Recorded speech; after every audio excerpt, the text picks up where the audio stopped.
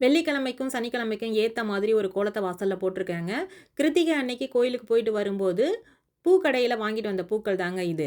Already திங்கட்கிழமை வாங்கின பூ, வெள்ளிக்கிழமை தான் நான் ஓப்பன் பண்றேன். 2 பாலித்தீன் கவருக்குள்ள பொக்கிஷம் மாதிரி பாதுகாத்து வச்ச பூக்கள பாருங்க. கொஞ்சம் கூட வாடாம நல்லா இருக்கா? நான் இப்படித்தான் தமிழ் கடைக்கு போகும்போது, கொஞ்சம் அதிகமா பூக்கள வாங்கிட்டு, இந்த மாரி ஸ்டோர் பண்ணி வச்சுப்பேன். கிட்டத்தட்ட ஒரு 3 வாரத்துக்கு என்னால அந்த பூக்கள பாதுகாக்க முடியுங்க.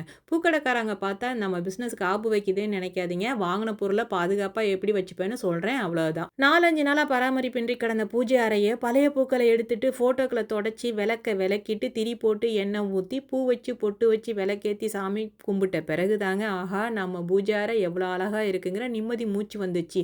அதுவரை ஒளிஞ்சுகிட்டு இருந்த பாசிட்டிவ் எனர்ஜி மொத்தமும் வீடு ஃபுல்லா நிரம்பி இருந்ததையும் என்னால ஃபீல் பண்ண முடிஞ்சதுங்க.